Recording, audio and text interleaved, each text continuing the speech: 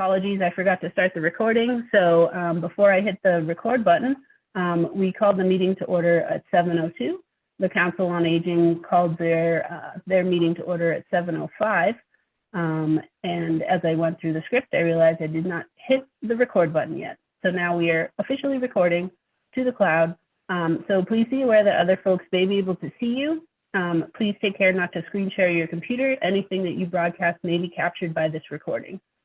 All materials for this meeting will be on Board Docs. And we will now be turning to the agenda. So I am having connectivity issues. So I had my camera on earlier and that froze everything. So I think I'll leave that off. So apologies for that. But our first item, so we have two main items on the agenda today. The first is the Council on Aging Senior Center study and plan of action discussion. And the second is the reserve fund transfer request. So I think without further ado, I can turn the floor over to you all, Mary.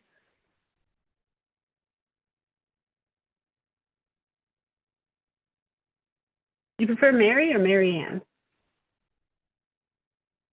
Oh, I think you're still muted. Is that better? That's better. Can you hear me? Yes. Yep. Okay. Well, thank you to you, Jillian, and the rest of the Finance Committee for inviting us here this evening. It was my understanding that you had some questions for us. And so we would be willing to speak about those questions and any others that you may have. I believe the first one had to do with the history of the senior center and what led up to the current activity to seek a new one. And Amy Lovelace is the expert on that. So we're going to ask Amy to handle that part of the discussion. Thank you. Thank you, Mary Ann. Thank you to the Finance Committee for having us here this evening as well. I just want to give a really quick timeline, and then I'll turn it back over to my Council on Aging Board and the Finance Committee, and probably more questions that will come up. So prior to January 2015, the Council on Aging was in a space in Millen, Maine. It was down in the bowels of Millen, Maine with it was sad. Can I just say it was a sad space? They were there for at least 15 plus years. We relocated to where we are currently, which was a space addition on the function hall at the golf course. So we opened there in January 2015. This was to be a temporary space as the town looked for another opportunity for us. So I have to say, immediately we began searching. We looked at many different options. I'll just give you some general an overview. We looked at potentially partnering with Open Table when they relocated downtown. We looked at potentially partnering with the Boys Girls Club. I did so under 3 different directors, seeing how that space could be multi-use. We looked at the former Gruber Brothers building. We looked at the former Curry and Chives building, which is now, I think, North Star. We looked at an opportunity perhaps at the Congregational Church, which is now Sanctuary. Over the pandemic, over 2020 into 2021, I had conversations with Capital Group up at Maynard Crossing about any types of options that might be available. And during this time period, I also was in a discussion, as well as my board at that time, Council on Aging Board. We were looking at a space at Millen, Maine. We were also looking at a space too at 141 Parker, which is also a Lincoln property, potentially a space there. So we got to this point of looking at multi-use. We looked at lease. And we did this over from 2015 up until 2021. We got to a point where we were talking to Millen, Maine at about a space in Building 8. And we were told at that point by town legal counsel that we really needed to have an RFP in place before we could continue any negotiations to get down to what the bottom dollar might be. So legal counsel told us to halt. The Council on Aging board, I think twice recommended to the select board that an RFP be drafted so that we could sort of just move forward to see what the bottom line might be. And twice the select board said they didn't think that was necessary to open RFP. They didn't believe that there was the funds available. So why would obviously would you open an RFP, but we needed one to speak to Mill and Main further. So yeah, it takes us up into 2021. I would say that fall. And I think many of you know around May of 2022, I believe it was May of 2022, the Maynard Senior Center Focus Group, a resident-based group, they sort of took over in terms of looking at other options in the community that might be available. And they were able to sort of talk to business owners and companies without the restraint, perhaps, of needing an RFP. That sort of brings you to the history of the timeline. We've been there more than we intended to. If you've never been over at the golf course, and I would recommend you driving by sometime. I know you're out in the community. Just drive over to the golf course. Imagine, coming in, trying to find a parking place when it's high season for golf. Take a look at the slope leading up to the entrance to the golf club function hall. Just imagine that that's what the access is. The space is very small. What we've done well, I think Jack McKean mentions repeatedly, thank you, Jack, that doing what we've done in spite of the limited amount of space that we have has generated an incredible amount of enthusiasm. And I think we're at the crossroads now where we need more space in order to increase the program offerings and consequently increase attendance.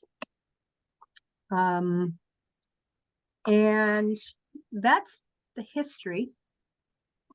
Just as far as history, and then I'll turn it back over to Marianne and my board. Any questions about history that I can answer, having been here through all of this? Okay. I'll turn it back over to Marianne and the Finance Committee for more questions and follow-up. Thank you, Amy. Can you hear me? Mm-hmm. Okay, good. Yeah. Good. I am fairly new to this work because I've only lived in Maynard for 3 years, going on 4 years. Had never been to the senior center before this summer. Got very excited about the senior center project because of the focus group having open houses to look at a potential space last winter. And I got so enthusiastic about it that I applied to join the board, and they graciously elected me chair. I have found them to be wonderful people to work with, and Amy is certainly, I think, the best director we could possibly have for all of this. And she's been so creative in everything that she's done. I think our board felt at the beginning a little bit unsure of what their role was in this because of the history that Amy gave about us not having an RFP and not being able to talk to some of the site managers that we would have liked to. So over the past couple of months, we created a document which I believe the Finance Committee saw, and that was the genesis of this meeting that we're having tonight, a plan of action for what would the board do over the next 3 or so years to get, get us into the kind of space that we needed. It's not a contract. It's a thinking piece. This is the things that we think need to be done. And we expected that it would grow, it would change, as we learned more, because part of what was in this original plan was that we were going to talk to all of the decision makers in municipal government to find out what the appropriate steps for us to take would be to move this project forward. Additionally, thanks to the efforts of the Senior Center Focus Group, we had a wonderful opportunity to work with the University of Massachusetts Gerontology Study to actually survey the needs of the seniors in Maynard.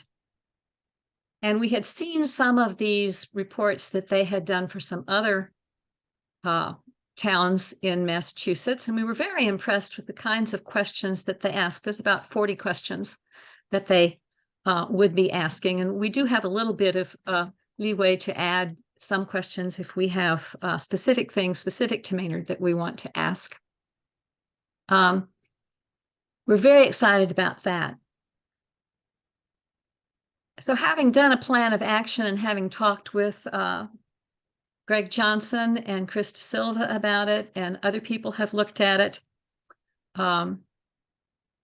we brought in another option for activity.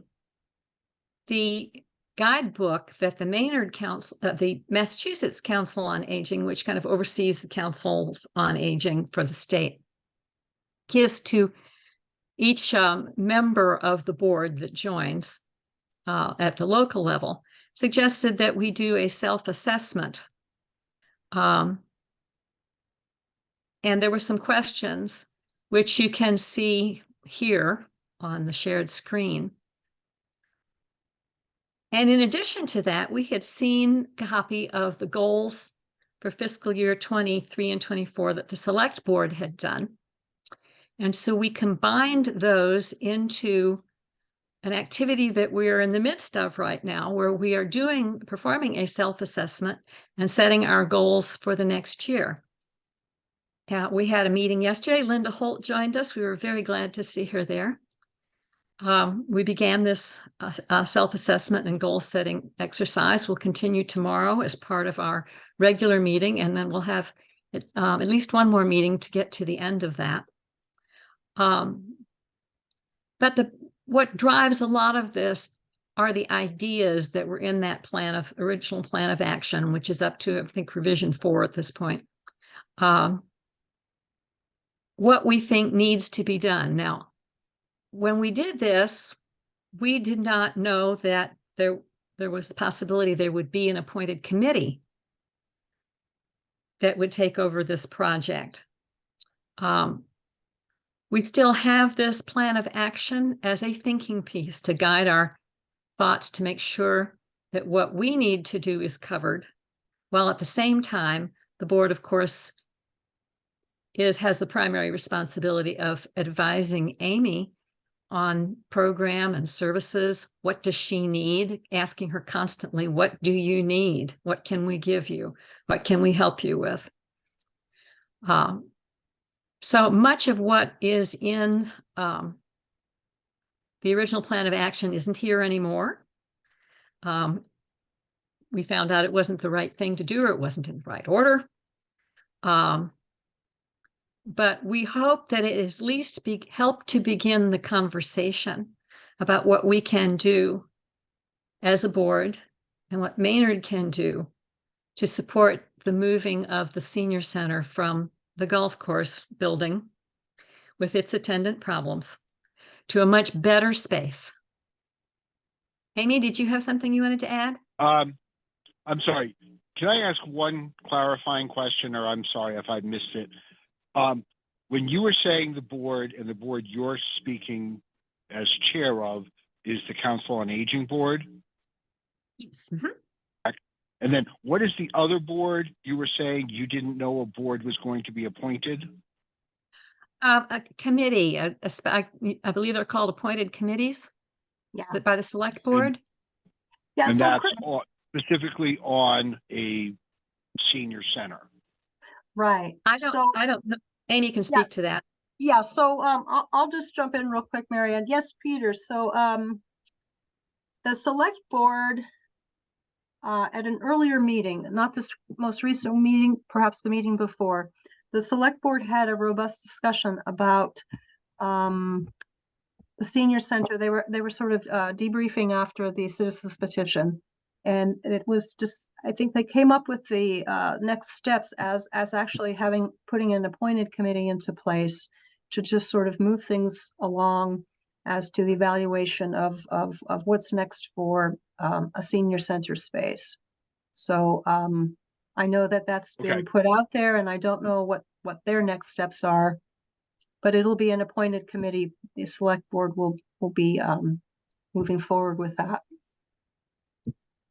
Okay, all right, thank you. Sorry, I didn't mean to interrupt. I just was slightly confused, but okay. There was also some mention in an email about your wanting to know if the senior center would also be used as a community center. We haven't talked about that. Wouldn't it be brilliant if it could be big enough space that all could play? We don't know that that's affordable. We're way too early in the process, I think, to look at that. We would need to, of course, before anything goes too much further, get the results back from the UMass study, which begins in January and will be ready for public consumption in October of 2024. So, do any of the board members have anything they want to, the COA board members have anything they want to add to what we've said? Okay. Amy? I just want to add a couple more things, Marianne, because I'm looking at the email that Jillian had sent us with some of the questions. I want to make sure. So we have the history. I think, Jillian, you mentioned about the FinCom might be interested in rent versus build.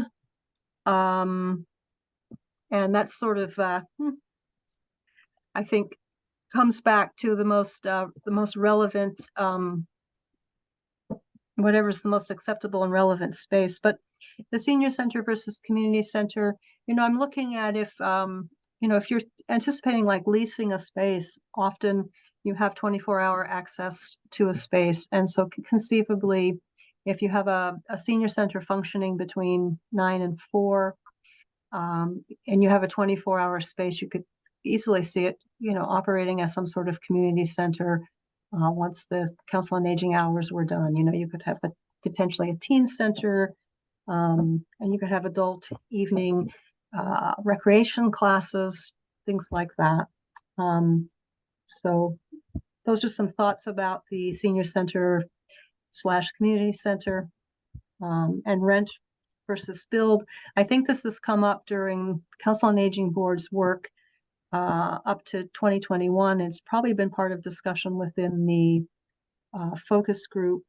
I think the point is to have some sort of space that makes sense now, and that might be leasing a space, so that we can sort of really hone in on meeting the needs of Maynard seniors, especially when we get this study back from UMass. I think we're going to have a really dynamic response, and we're really going to be, the onus will be on acting on what the larger needs are going to be.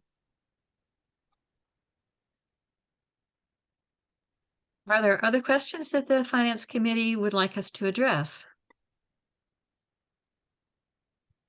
So is the plan to continue using the space at the golf course for the next 2 years until a new senior center would open in 2026? Absolutely. We'll continue to use this space. We're also, as far as my role and responsibility as director, I am looking to, utilize as many other options and opportunities that exist. So one thing that I'm doing is co-sponsoring with the library, different programs that are held at the library. I've done that, started that, I think, over a year ago, and I was really pleased with the attendance. So now that's a partnership, and that allows more seniors to engage, especially if something's offered in the evening. We now have pickleball, senior pickleball that's offered at the Boys Girls Club. Thank you, Peg Brown, for getting this wonderful project, this wonderful opportunity off and running last year. So that's another way that we utilize space.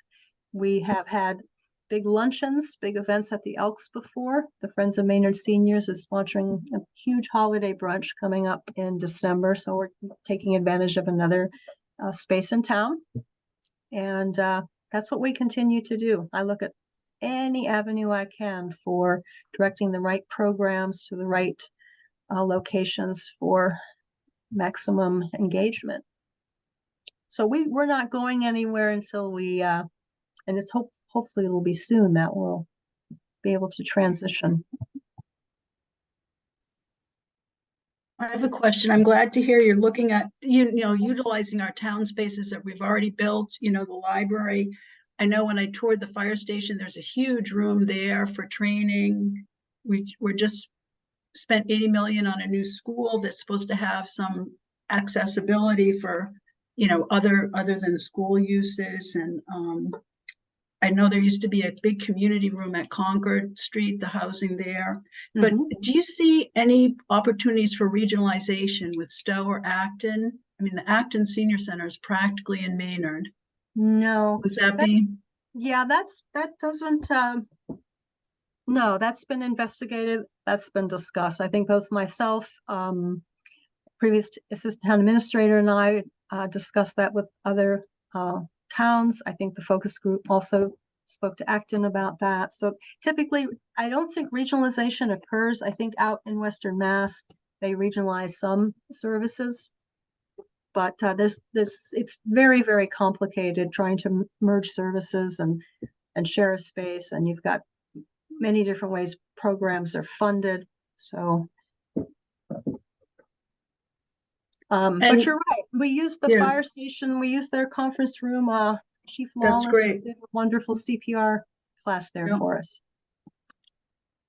And then one thing I do is I visit 12 to 14 seniors every week when I deliver my Meals on Wheels. So how are you going to gauge or look for these are not people that are probably going to be doing pickleball or Zumba, but how will this planning process take into account those seniors who probably are most in need really of visits, nutrition, safety, socialization?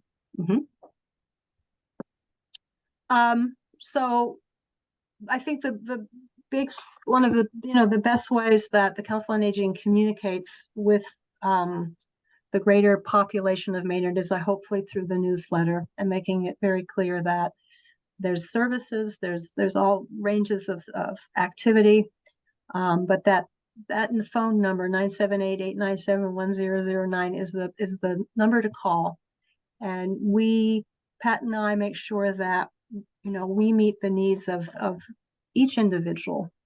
So when you're talking about a new space, Linda, and you're talking about an opportunity to have a kitchen and to have lunch on site every day, something like that, that's exactly for socialization and a meal.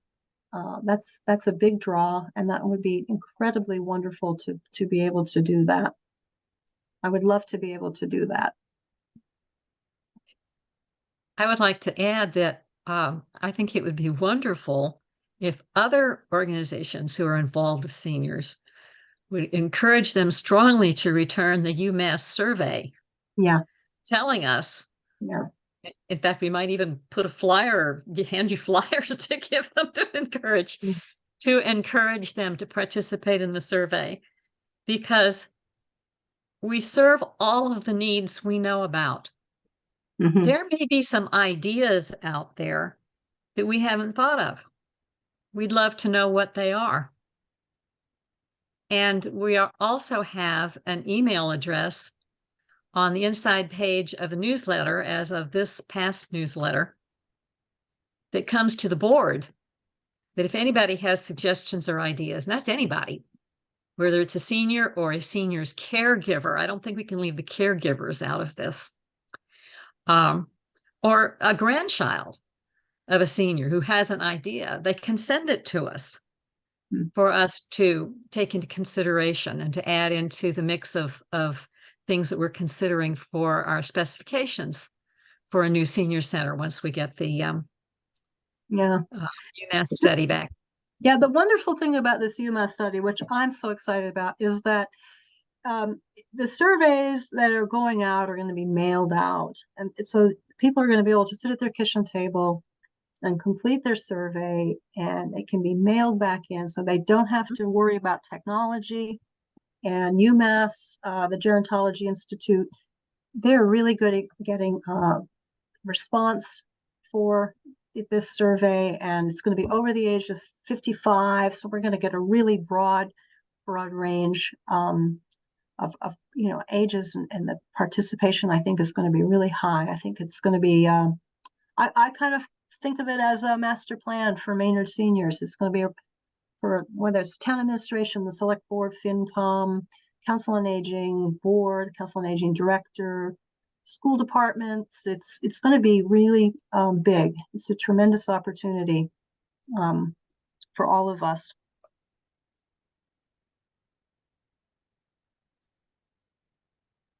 Anything else that we can answer for anyone?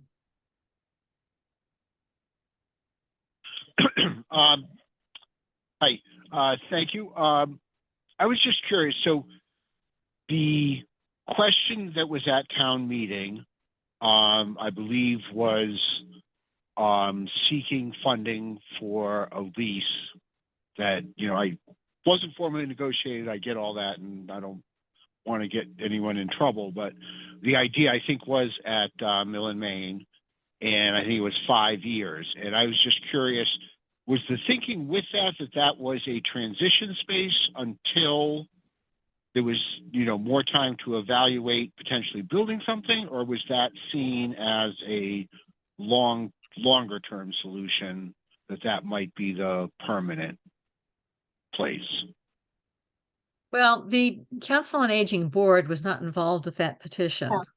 So do you want to, Jack, do you want to jump in? So Peter, Jack McKean's part of the senior citizens, the focus group, the senior center focus group that's sponsored. So I'm going to turn that to Jack.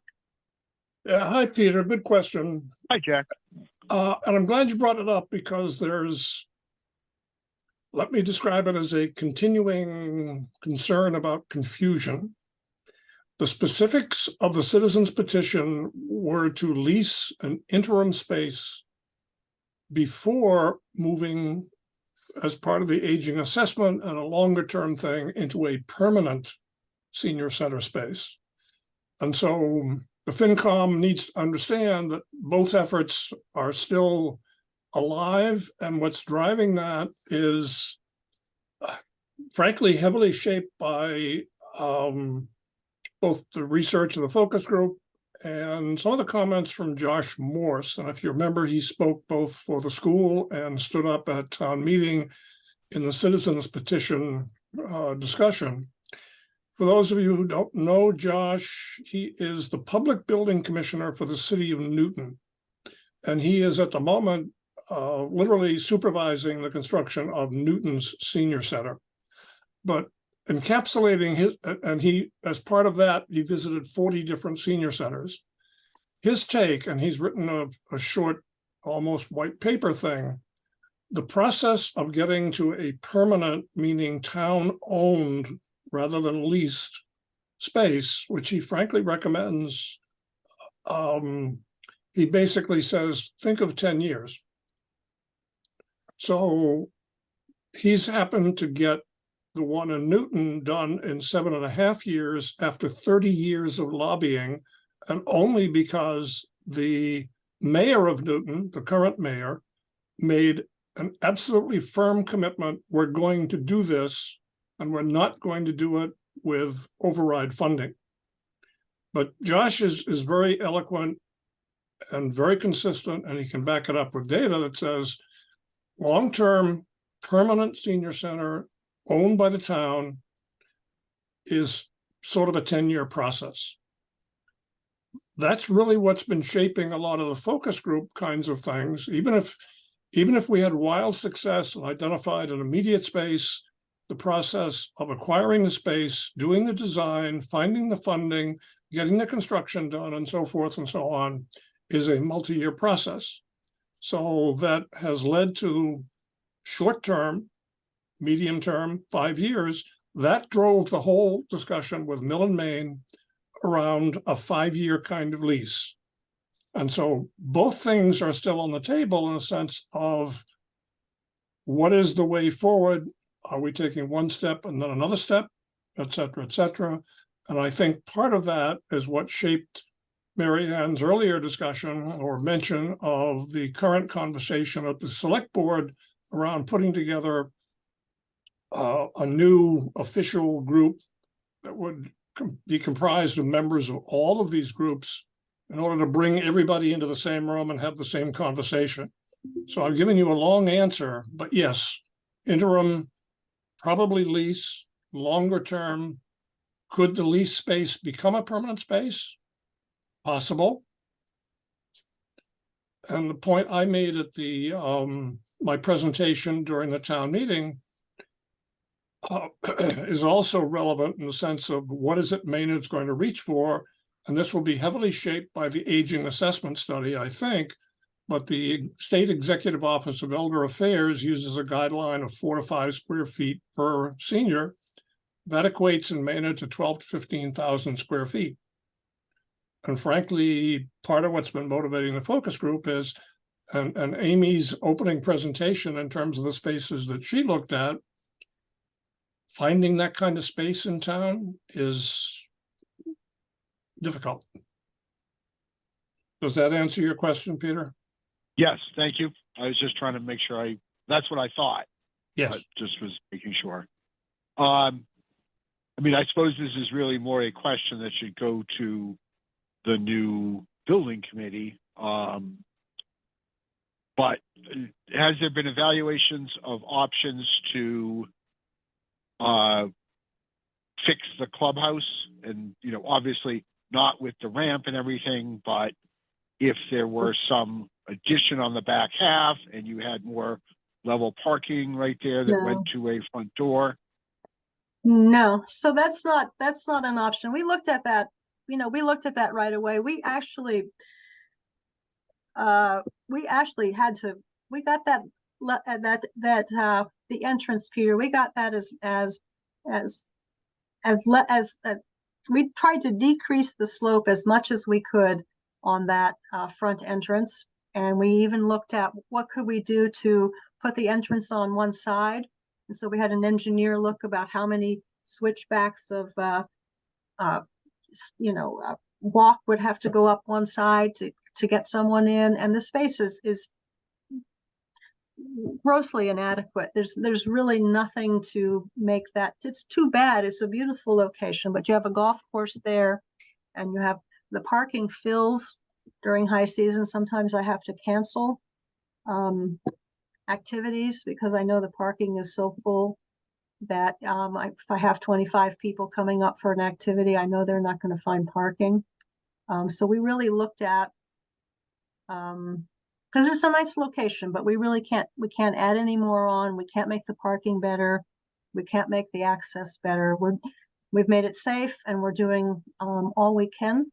I think we're doing well in terms of what we do there, but we're just sort of in a holding pattern for waiting for these next steps.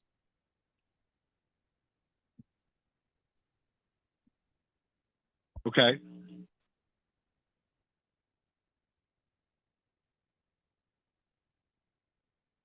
That's all I had for questions, Jillian. I had a question as to, is there an option or did the select board completely reject out of hand the suggestion of you putting out an RFP for, let's say, for the next 3 years as the study occurs? Has that been proposed to the select board? No, we haven't put that forward again. No, I mean, the Council on Aging board, I think that could be a discussion. I think there would, I'm wondering too, if that's something, I'd like to know how quickly the select board might be pulling together this appointed committee, because I could see the appointed committee working on, an RFP, feasibility studies. I could see that under that purview. If I may, I think there's some pushback that might be done there to Greg. So there's got to be some midpoint. So, I mean, I get what the select board is saying, that they can't do I'm pretty sure legally can't do an RFP without funding. But there's got to be some way that you guys can push forward to get a better sense of what the funding would be, what funding would be required without, trying to formally negotiate. So I'm not sure I would take town council as the fine. I think there's some pushback that can be done there to say you'd have to give us some middle way, because it's not, a good idea to just sit and nothing happen until we magically get $100,000 a year so they can do a formal RFP. There's got to be some progress we can make on that. And we can certainly mention it to Greg, but I think you guys would be the ones more to push at it and say that's unacceptable, that it just has to sit. So, and I think it's more to the board than to you, Amy. But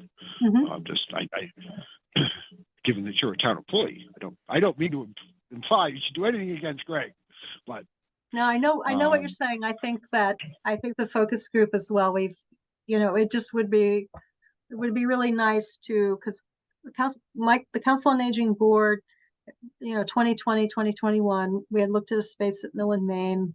And then I know the focus group has looked at space at Mill and Main, and we've never really been able to get to the bottom line with Mill and Main, because we've had to just sort of hold off. So. May I make a comment?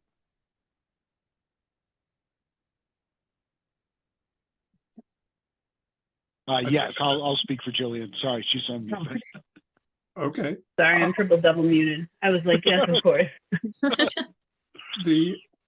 The focus group discussion with Mill and Main did result in a formal, in the sense of it was written, offer from Mill and Main. That's literally now months old, and it was a 5-year breakdown. And it included such things as free rent in the first year and so forth, commitments to be made from Mill and Main in terms of handicap ramps and so forth. So there is an ability to get, and we actually have some of the additional details, but they're not negotiated contractual details. They're just discussions, but they would serve as a basis of at least estimating numbers. They probably need to be confirmed. And in terms of pushback on Greg, I think the pushback would be better directed at the select board, because Greg basically says, I do what the select board tells me to do. And let me take the opportunity while have the floor here. My understanding of the formation of the new group is probably after Thanksgiving. And the makeup of the group is very loose at the moment, but I would suggest to the FinCom that there will be a request made to have a FinCom member. So that's something the FinCom might take up.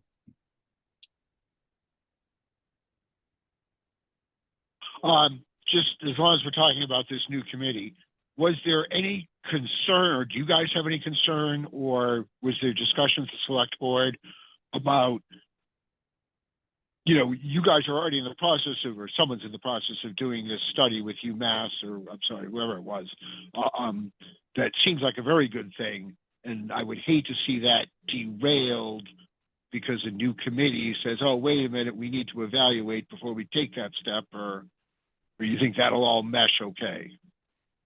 We have a signed contract with them. They're starting in January. Okay. Yeah, I know we had done funding, so, okay. I think And it's it all might going to also be mesh. I think helpful. it'll all mesh well. I mean, I'm just going to jump in and I'm going to say it's probably all going to mesh well. It's really, it's the perfect time, I think. I think it's going to be a pretty powerful And I did want to share this too, since we're talking about a couple different groups around this that are working on this. So I think this is something that was emailed to me by Peg, I believe. So, you know, just there's a couple different players here. And I know we talked a little bit about the focus group and the Council on the COA, which is Council on Aging. So I just wanted to put this up just to make it clear there's a couple different players here too. Yeah, let me make another comment. All of the groups involved are on board with the aging assessment. I think it'll be a very, very useful kind of thing. And the early drafts of the Council on Aging Board's plan of action had something which I thought was very valuable, because it addressed almost on a monthly basis the necessary steps that need to be taken to engage with this aging assessment study. And I hope those aren't being, you know, delayed or lost, because I think that was a really valuable early view of that document. We kept those. Super. Yes, we kept those.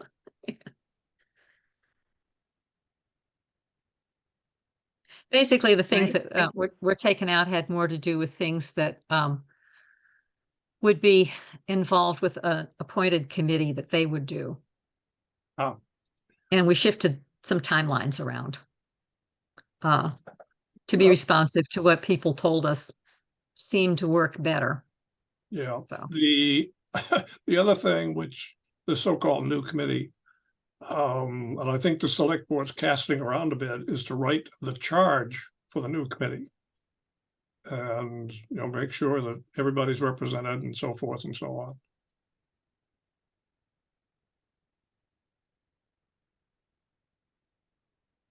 All right.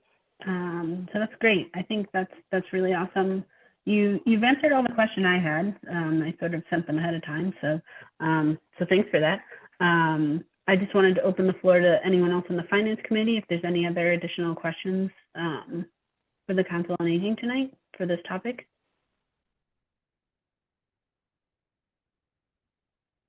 All right. So I guess just keep us posted. Let us know how that new committee's forming. You know, what else is going on in the loop. If there's anything we can do to support or you know, help you brainstorm ideas, please do let us know.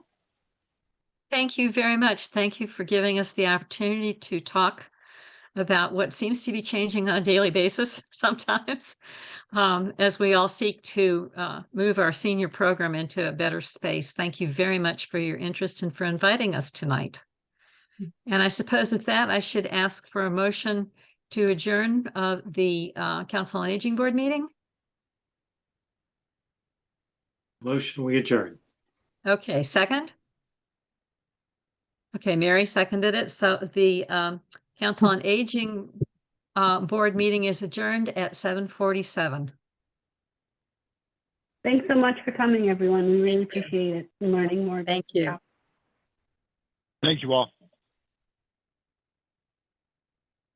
All right, so that will bring us to our second topic of the night, which I'm trying to pull up the actual document, is the reserve fund transfer request. So thanks very much, Chief, for sticking there on the call. And also I see Natasha's here as well. I'll pull up this document for you all. Let's see where it is.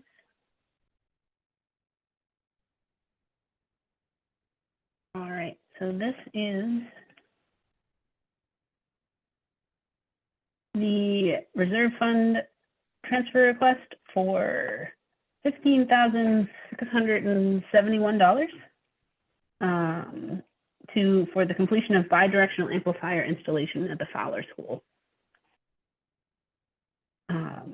So I would like to open the floor to the chief, maybe to give us a little bit of background. So I did share this this document with the rest of the committee before the meeting. So no problem. First, let me say that this project was started before I was chief, so I may not have all of the answers, but at this point, I do feel like I have a pretty good handle on where we are, where we were, and how we got here.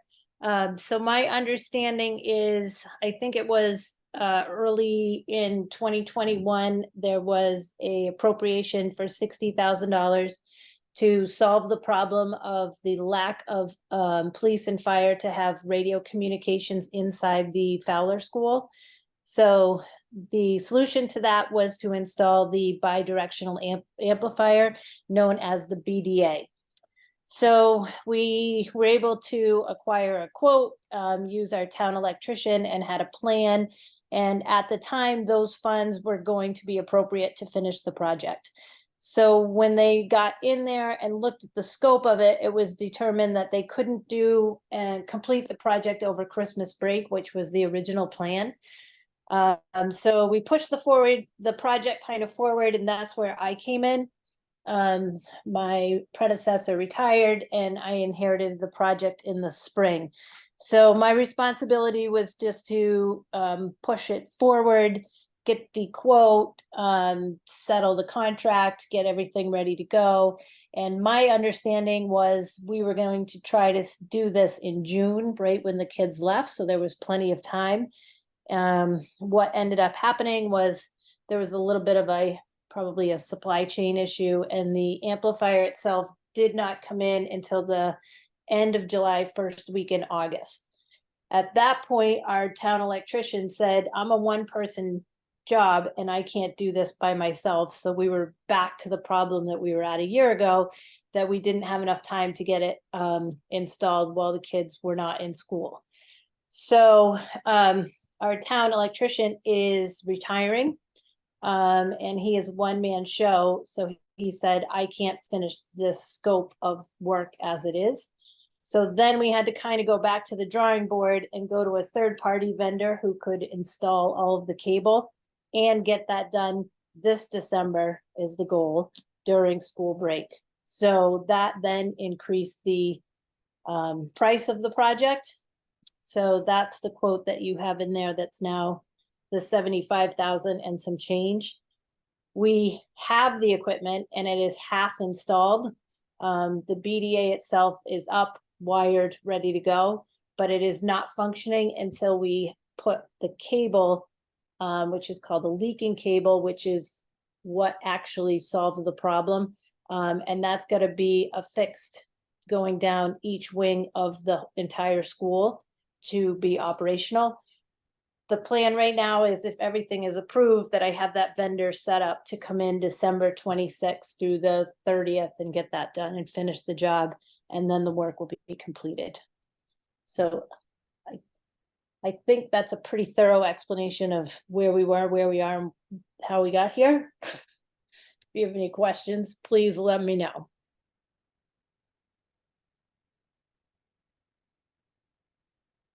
I'll open the floor.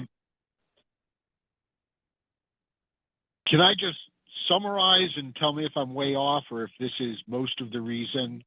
So we had plans to do a lot of the electrical work through a town employee. That's no longer an option. So we're having to go outside for electrical work. Yes and no. So I think originally the electrician that was planned didn't really fully grasp how much work it was going to be to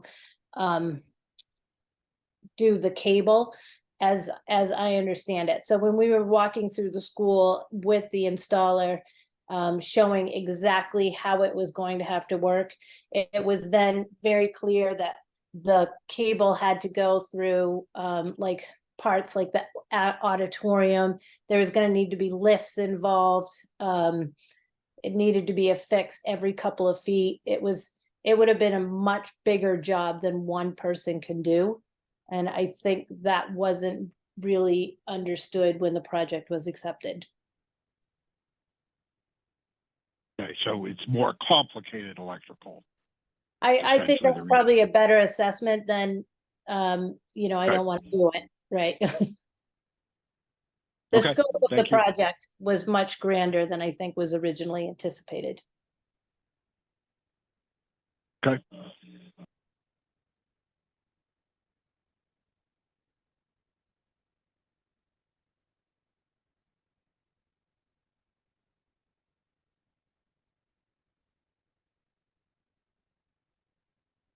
Right. Are there any other questions from the committee?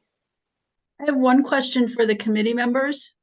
So I was reading the financial policy manual, and as I understood it, the general reserve fund, our goal should be to keep about a 1% of our operating budget as a balance, which would be about 430,000 or more or less. So is this a scary low balance in that general reserve fund? And will that have to carry us for all of FY24?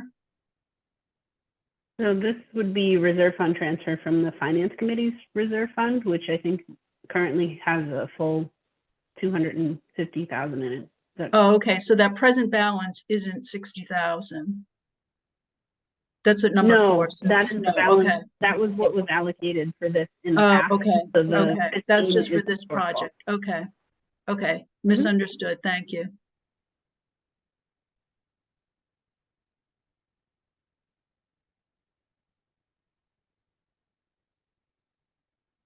All right. Any further questions or discussions?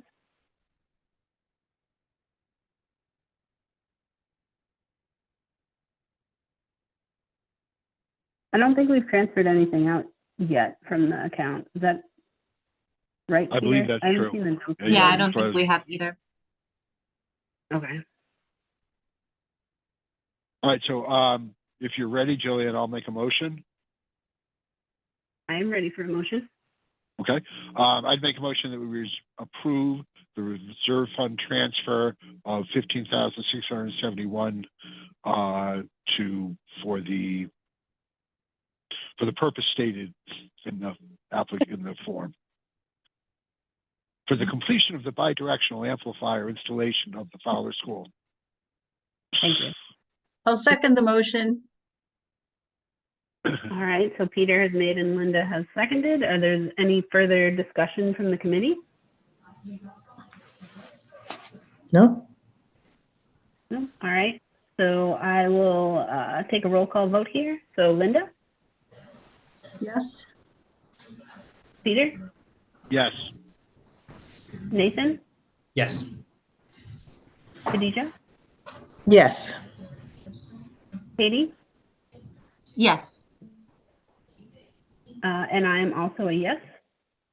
So that has passed.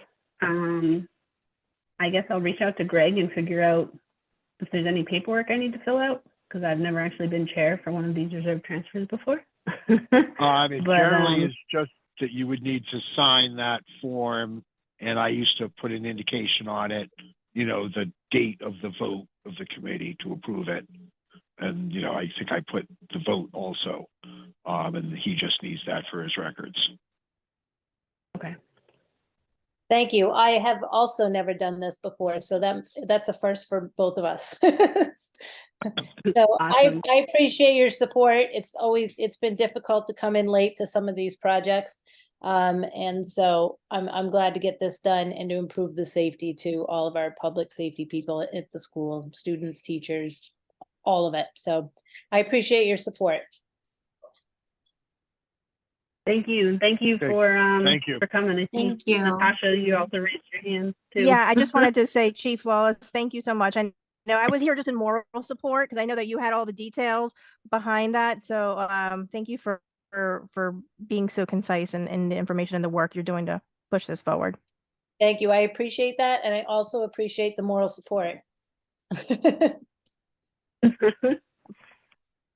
you. Have a good night, everyone. Thank you so much. All right. So that's great. So I'm gonna share the agenda. All right. So I thought these topics might take a little bit longer, but that's okay. I don't think anyone's gonna complain if we're efficient. So so I think now we're on to our routine agenda. So I have not received the minutes from prior meetings from Kevin. So I have nothing to discuss or approve here, unfortunately. So I will reach out to him. I wasn't aware he wasn't able to come today, so hopefully everything's okay. Yeah, so I think we're on to updates from chairs and members. So I think there was a budget subcommittee meeting recently, maybe? There was. How did that go? Generally fine. Yeah, there, let's see, they're still working on FY23 closing, and, you know, there's no free cash. I think it's probably a little bit behind, but not as behind as it was last year. And I think Greg doesn't think it will be as delayed as it was last year. FY20, there was an update on FY24. Things are generally fine. There may be one or two specific of the local revenue accounts that were a little lower, and people were slightly concerned, but it was also, you know, only 4 months into the year. So difficult to talk about that in, you know, with great surety yet. There was some initial discussion of the FY25 budget. Let's see. You know, Greg is at the stage of just, you know, departments submitting requests. Greg hasn't really even fully vetted them yet. There is, as there always at this point, a large deficit. So, you know, people can't have all the money they want.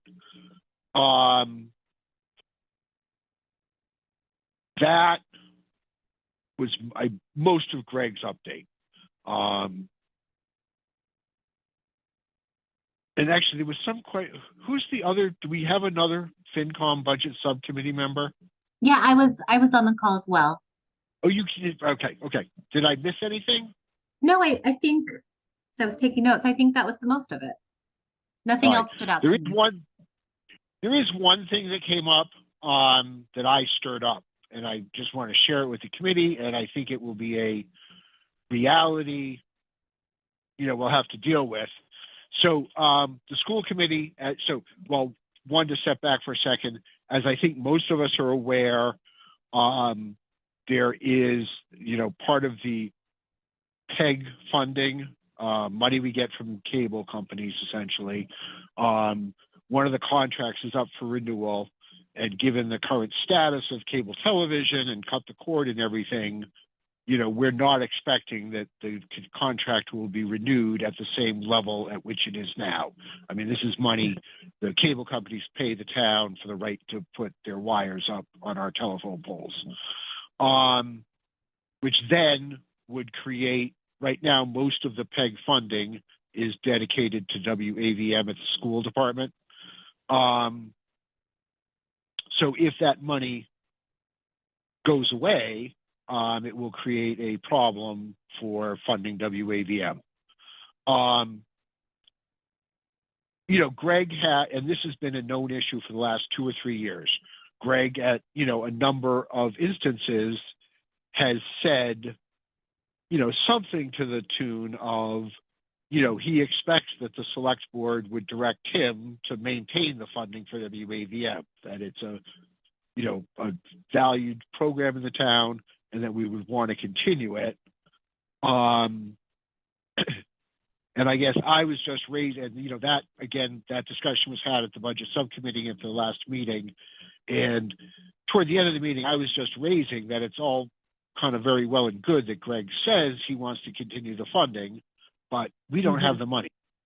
And then, you know, all of a sudden it started to talk about, well, we could fund WAVM, but to do it, you know, do we cut the school budget? Which then, of course, really doesn't do the schools any good.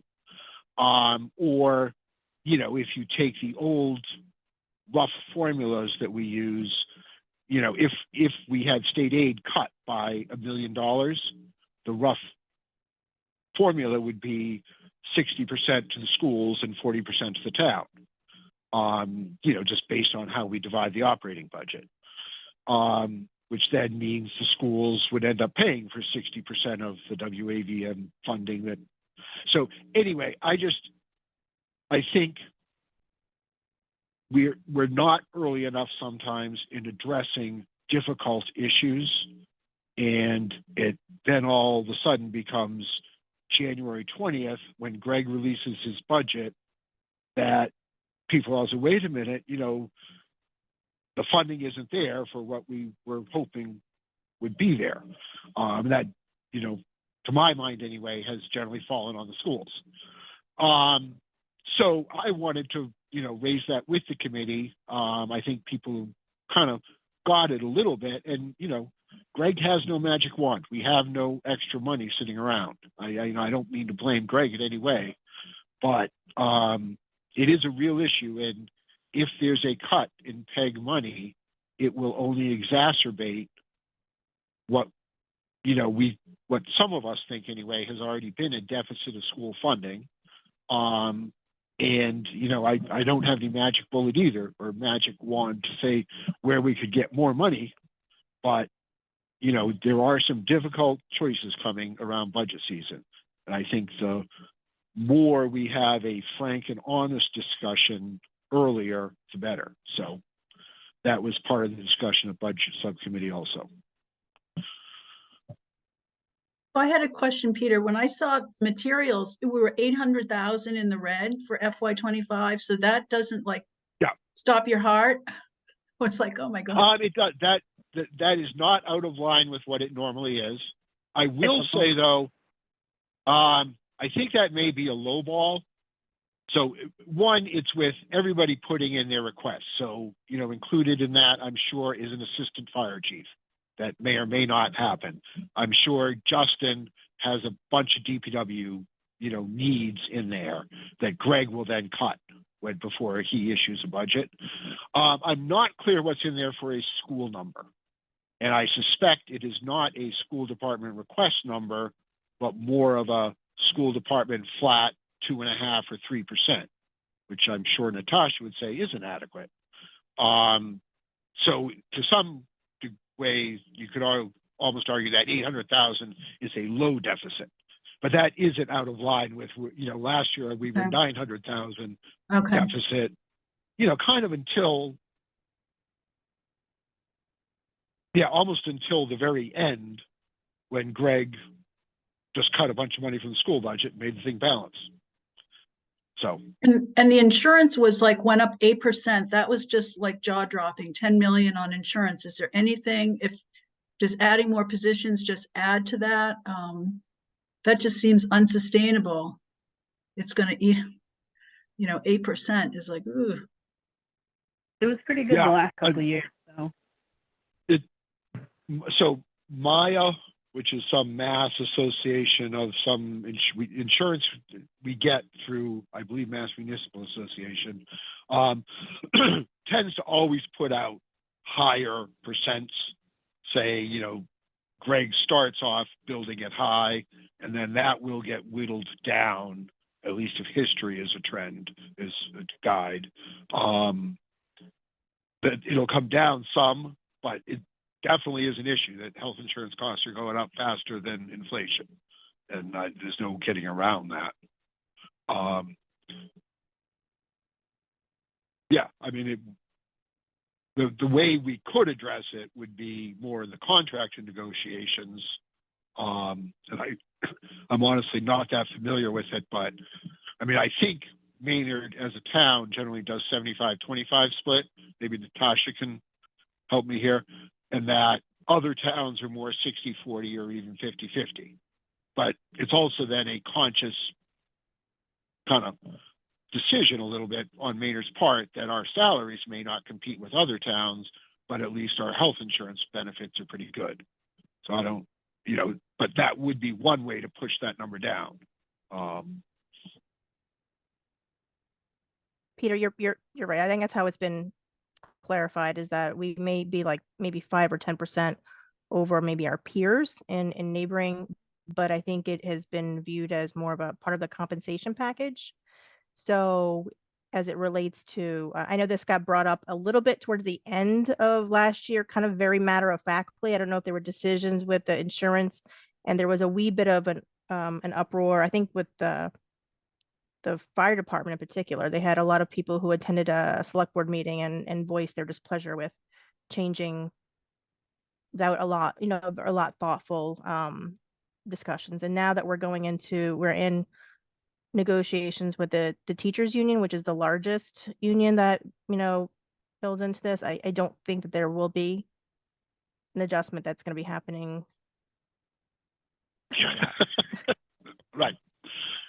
Not without a strike. Well, and I wanted to say, look at their strikes. I'm just reading about strikes everywhere else right now. So yeah.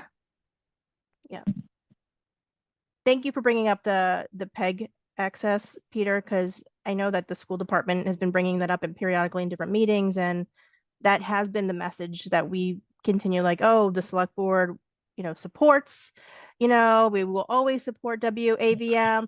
And my question very specifically has been, there's a difference between morally supporting and financially supporting, right? So how do we, in theory, go from one to the other? And I think that's the question that, Peter, you put a great point on last time, is that, financially supporting is what we're trying to move towards. Had enough moral support in your life? I know. We need to put some dollars to it if we can. And I think, that's what we're looking to avoid, is surprises in January. Exactly that. Right. So, I mean, one thing on that, and actually, I was thinking about it afterwards, and as somebody with the budget subcommittee, I mean, it would need to be consensus, and particularly from the select board. But I think part of it may be that we need Greg to do a better job whittling down that deficit earlier, so that we know what we're talking about and there's enough time to react to it. His whole thing is he doesn't, want to put out a budget till he's required to in January 20th or whatever it is. And, he's trying to avoid, public lobbying to some degree, I think, but I don't, these are tough decisions that require a lot of townspeople having input. And the quicker we are, being realistic about, the huge deficit, the only place to cut it from is the school department. It's the only budget big enough. So if that's going to be what happens come January 20th, we should do it December 15th and, figure out the consequences of that. So.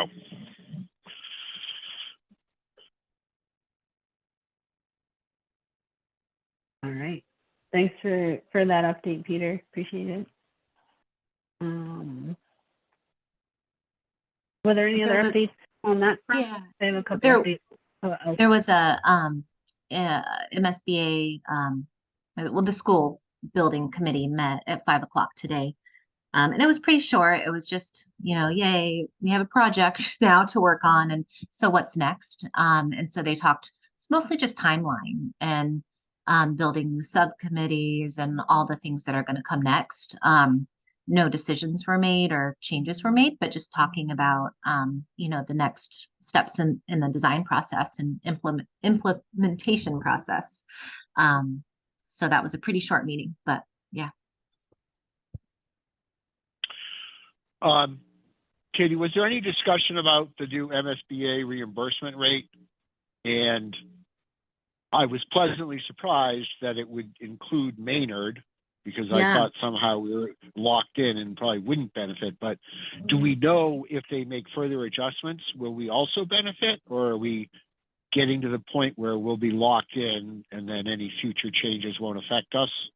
Or do we even know? That did not come up, but I would happily ask that at our next meeting, which will be November 27th.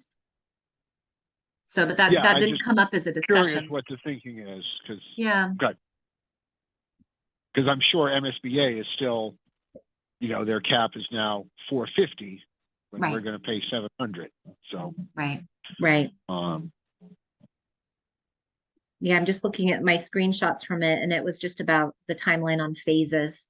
But I'll make sure to bring that up at our next meeting and ask. Thank you.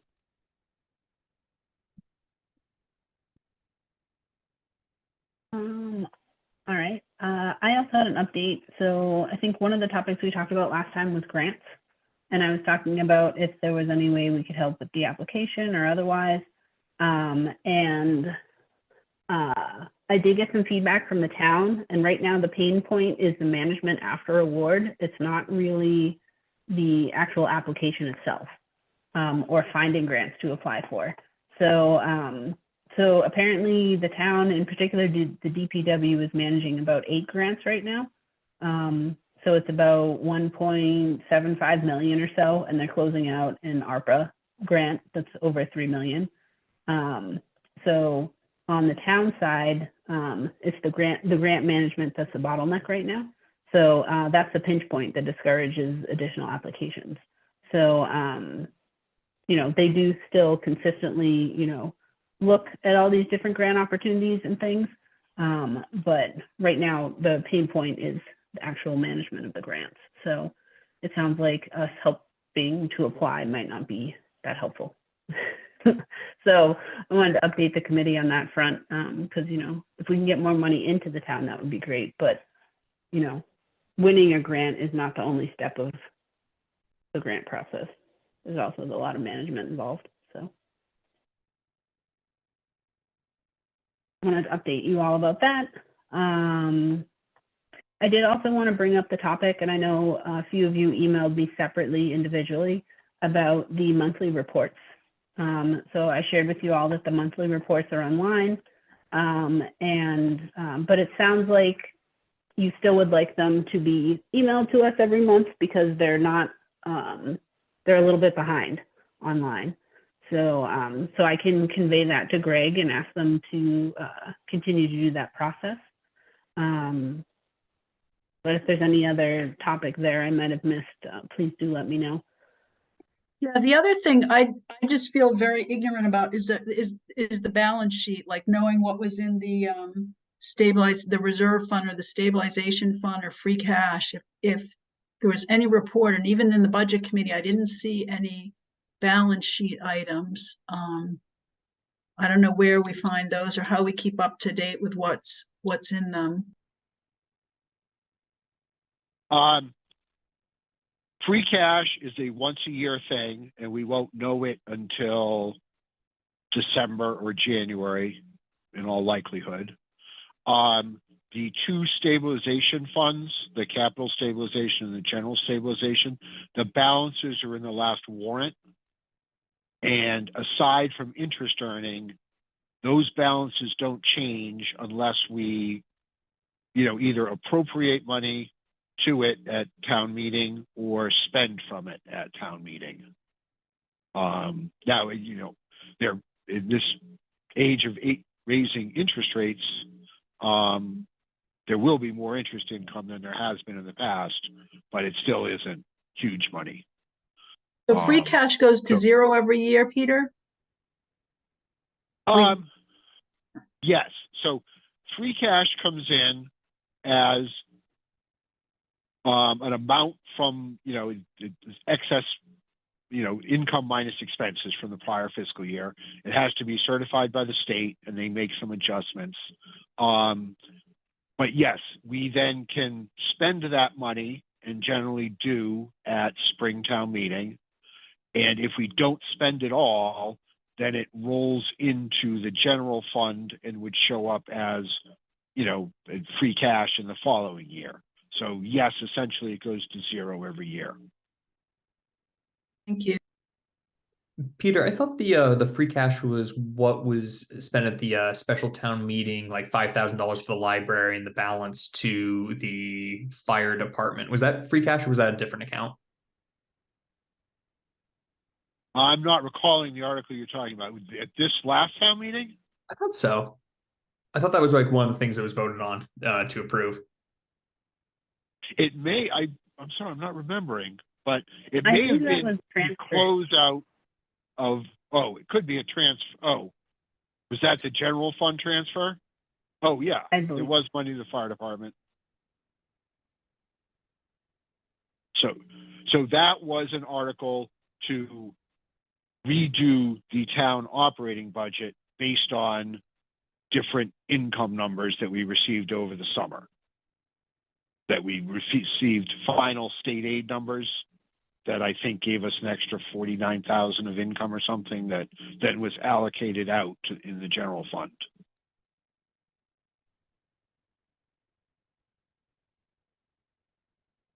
my understanding, it wasn't necessarily free cash, it was amendments to the budget. So yeah, the source of that money was not free cash. It was state aid turned out to be higher than we had estimated in May. Gotcha. And it's the reserve funds that we put on our every meeting minutes, correct? So the 250,000 and then whatever we approved to transfer that, we can see that on our minutes. Yes. Theoretically, if we have minutes. Right, that helps. Yeah. So at the bottom of the minutes from today, you could say that we have transferred out that. Yeah, the 15,000. I made a note of that. Yeah. And it's starting at 250, right? We haven't, I believe we haven't transferred anything yet. I don't believe we have transferred anything yet. Okay. Didn't we close fiscal year 2023 with a balance in our reserve fund? What is that true? And what happens to that money? Does it just go back into the town budget? Yes, it becomes part of free cash. So it's a surplus that, all the other surpluses are added together. So, it's a fire department underspent their overtime budget by $3,000. That gets added to our reserve fund unspent money, and all of the unspent money winds up as free cash, essentially.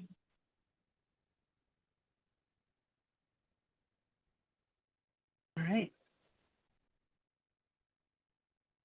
All right. Are there any other updates from other members that you would like to make? I see Linda.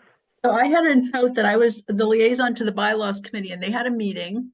The only bylaw they talked about is evidently a bylaw to ban roosters, where unless you have a property of 5 acres or more. So they were even going to see if their next thing was going to see if that applies to anyone in town, or how many residences in town have 5 acres or more. So not much more there. And then I'll sit in on the Council of Aging and the Economic Development Committee this week. And last week, as Mary Ann mentioned, they did one of those goal setting sessions. It was very productive. I think it was a very good sort of structure to go through and list your strengths, what you think is important or fun. And it was a really good goal setting exercise for them.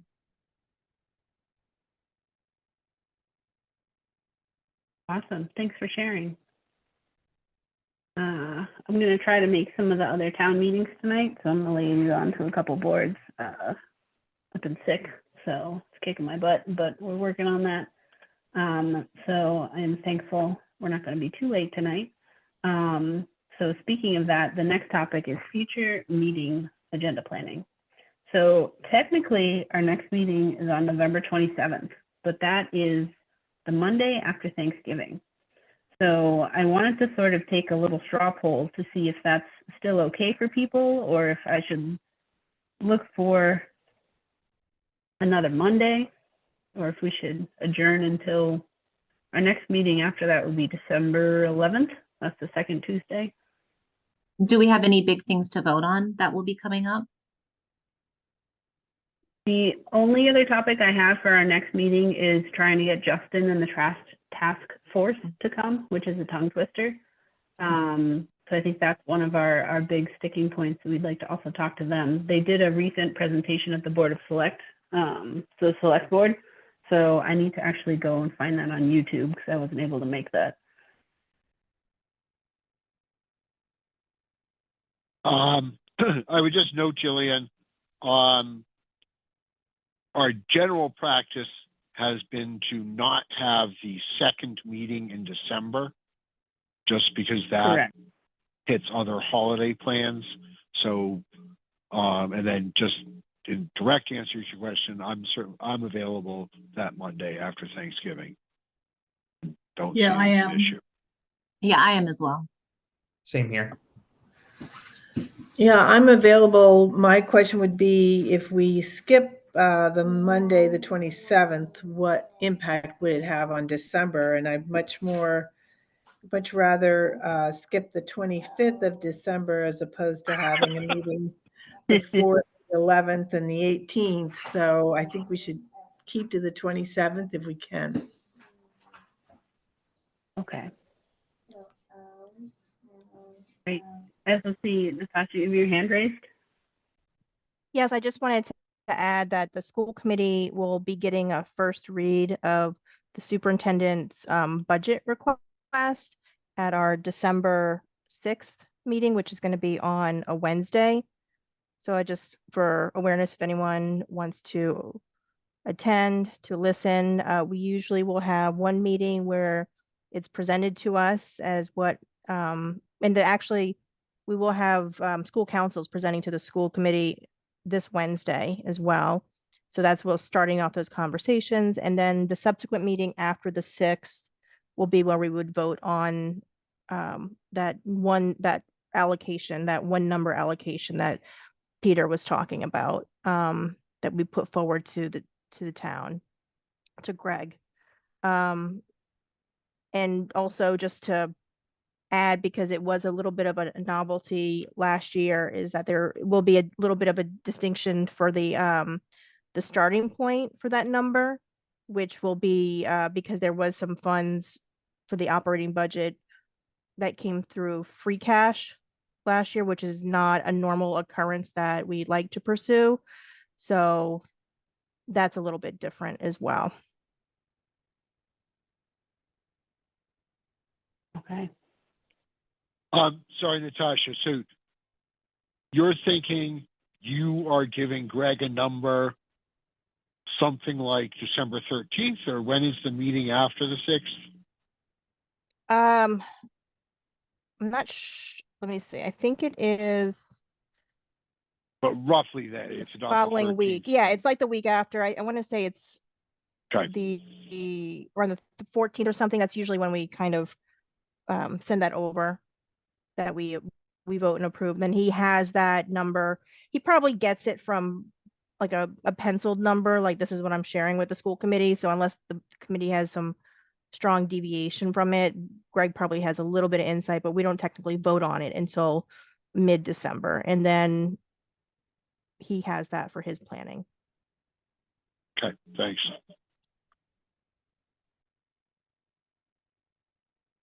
Yeah, that's good to know. I was thinking of having maybe Greg come and talk to us about what year are we now? 25, FY25 budget. So maybe at our December meeting on the 11th.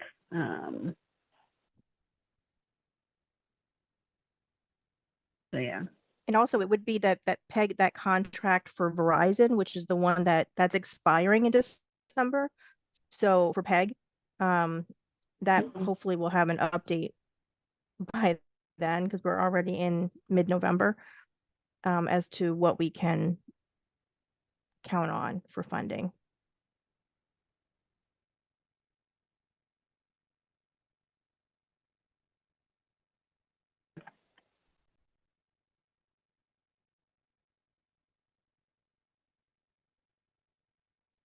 All right. All right. So I will, I'll reach out to Justin about our next meeting. I know we've talked a little bit about the financial planning and sort of our goals as a committee as well.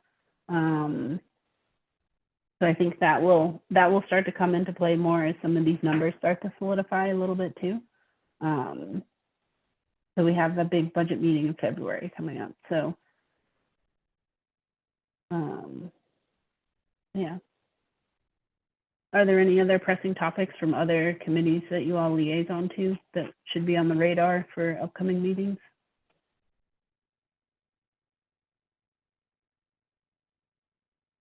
No? All right. The only other one I can think of is, I'd like to learn more about this, is the EDC was going to have the assessor or someone from the Board of Assessors talk to learn. I mean, I'd like to learn more about that, about as we look at development, how that impacts, you know, our tax base and revenue. So, but they're going to the have. planning board has been having a lot of nice meetings as well too, particularly around the Powder Mill corridor, I think is what it's called, you know, developing that area. and sort of what, you know, in joint with the towns around us. So I think that's also something to keep on our radars as well. So I'll let you all know if there's any developments coming up there too. The last meeting I went to, they were talking about on the corner, there used to be where the comic book store is. There's a couple of buildings that are currently vacant. They're talking about developing those into like a, I forget how many units it was, but it was quite a few different units with retail on the bottom floor. So I haven't heard, I was able to stay for part of the meeting, but I was having technical difficulties. So, you know, they are looking at ways to develop that area as well to get some revenue in. So.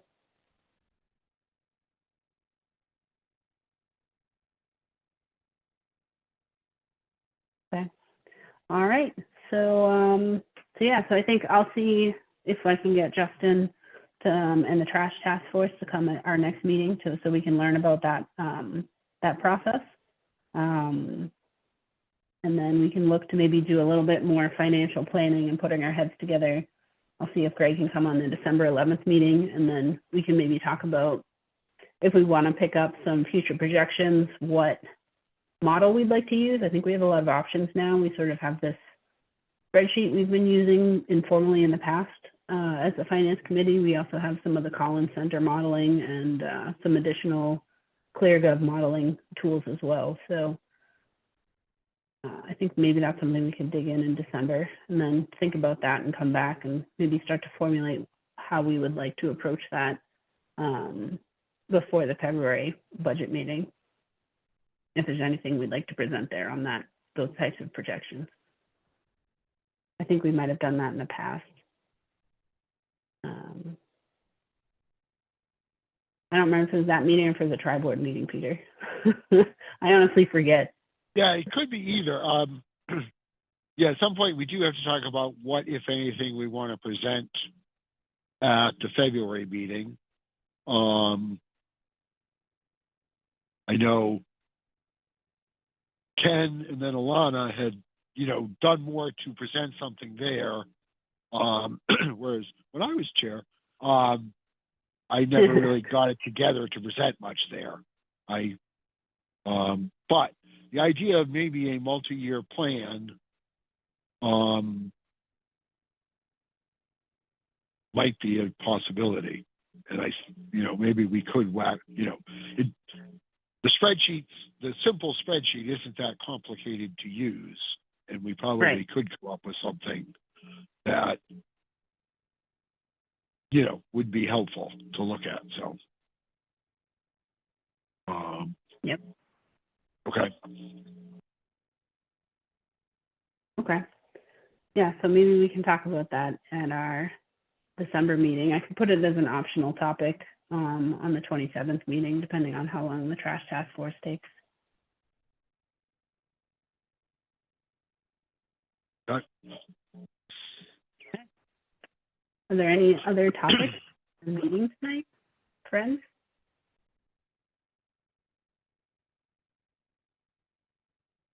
All right. I will entertain a motion.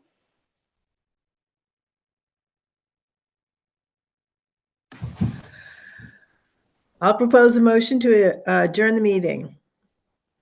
I will All second right. the motion to adjourn the meeting. All right, so the motion has been made by Khadijah and seconded by Katie at 8:34 p.m. Any other final comments? Hearing none, I will take a roll call vote. Peter? Yes. Nathan? Yes. Khadijah? Yes. Linda? Yes. Katie? Yes. I am also a yes, so our meeting is adjourned. Thanks everyone for coming tonight.